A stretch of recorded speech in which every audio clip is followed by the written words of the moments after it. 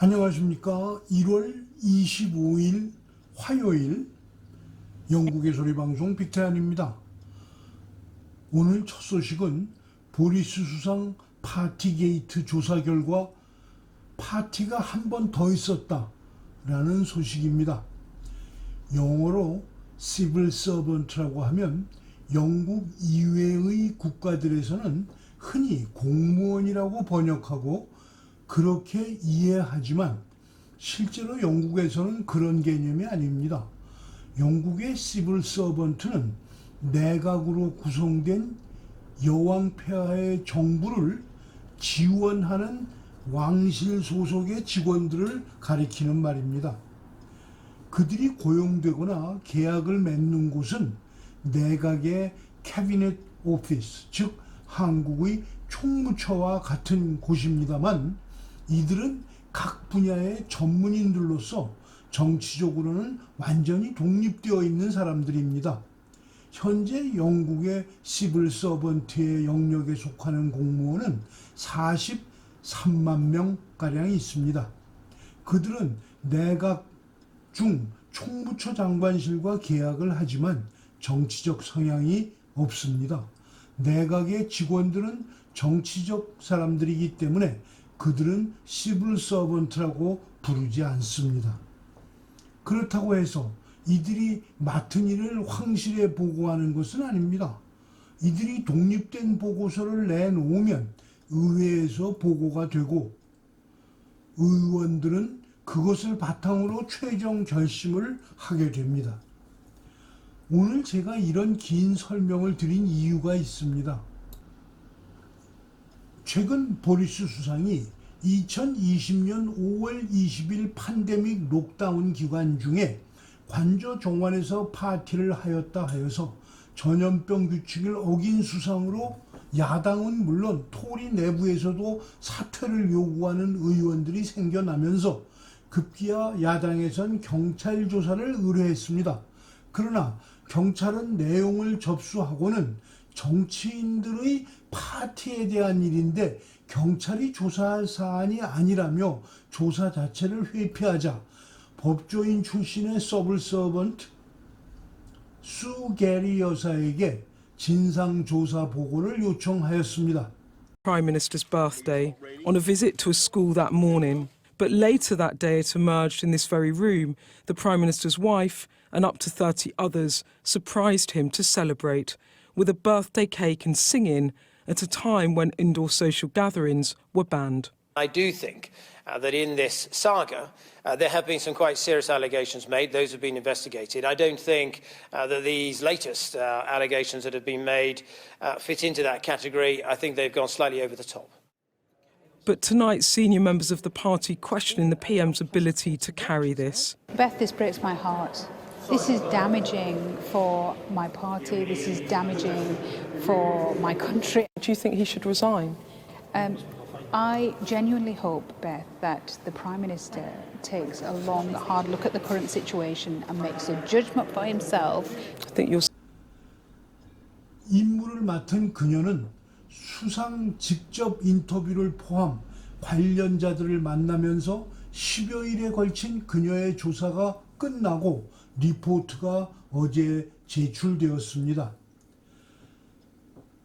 리포트에는 5월 20일 파티에 대해서도 상세히 나왔지만 내용 자체는 이미 국민이 알고 있는 것과 별다른 것이 없었습니다. 그러나 문제는 6월 19일에도 당시 약혼녀 신분이던 캐리가 주선하여 30여 명이 모인 보리스 수상 생일 깜짝 파티가 한 번 더 있었다는 내용이 기록되어 있어서 보리스 수상은 오늘 하원에서 크게 공경에 처해질 것으로 보인다는 사실입니다. 둘째 소식입니다. 한국 선거판 읽기로 진퇴양난의 진짜 태극기 부대 보수들의 고민에 대한 내용입니다. 한국의 선거판이 가증스러운 후보들에 의하여 코미디판이 되어갑니다. 여당 후배는 자신이 대통령 못 되면 없는 죄 뒤집어 씌워 감옥에 넣을 것이라며 눈물까지 흘리며 하소연하는 쇼를 하고 다닙니다. 이에 대해 야당 후보는 그의 말이 싫지는 않습니다. 결국 자신이 대통령 된다는 말과 같으니 아주 자신 있게 되고 합니다. 국민들이 심판할 겁니다. 없는 죄 덮어 씌우는 정부가 얼마나 가겠습니까? 정색을 하며 아주 능청스럽게까지 말합니다. 마치 60년대 극장 무대에서 인기 있던 홀쭉이와 뚱뚱이 만담을 보는 것 같습니다. 실제 두 사람 모습도 그렇고요. 이런 웃음 속에서 진짜 태극기 보수들의 고민은 깊어만 갑니다. 우파라고 주장하는 뚱뚱이의 경력과 박근혜 대통령과 유례없이 청렴했던 내각 공무원들을 각종 올가미를 씌워 감옥에 보낸 그의 행위를 생각하면 도저히 찍을 수가 없는 것입니다. 뚱뚱이가 되면 박근혜 탄핵 무효를 밝히는 것은 불가해질 것이 뻔하기 때문이죠. 또한 정치적인 복권과 빼앗긴 자산을 찾기 위한 재심 절차에도 들어가야 하는데 홀쭉이 말대로 검찰공화국이 된다면 그런 일을 할 검사가 없을 것입니다. 그렇다고 가증스러운 홀쭉이가 하라고 가만히 보고만 있을 수만은 없는 현실 아닙니까? 당장 공산화는 안 되겠지만 세상은 무법천지가 될 것이 뻔하기 때문입니다. 그런 경우를 대비하여 언론들이 미리 준비한 카드가 안철수입니다만 그 역시 위기의 국가를 바로잡을 수 있는 인물은 못 된다는 것이 중론입니다. 아마도 우리 공화당 당원들의 고민이 가장 깊을 것이라고 믿습니다. 단일화를 추진한다고 뚱뚱이와 한다면 그건 바로 박근혜를 버리는 일이기 때문입니다.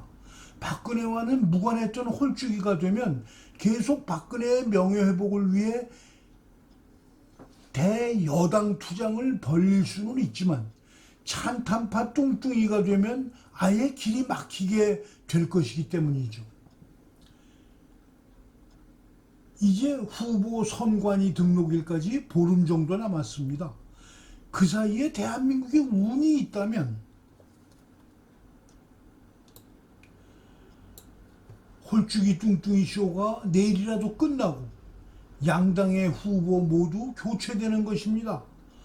이재명이보다는 경력과 인품이 좋은 이낙연이 나오고 윤석열 대신 황교안이던 홍준표든 아니면 원희룡으로라도 바뀐다면 보수들의 고민은 많이 줄어들 것입니다. 왜냐고요?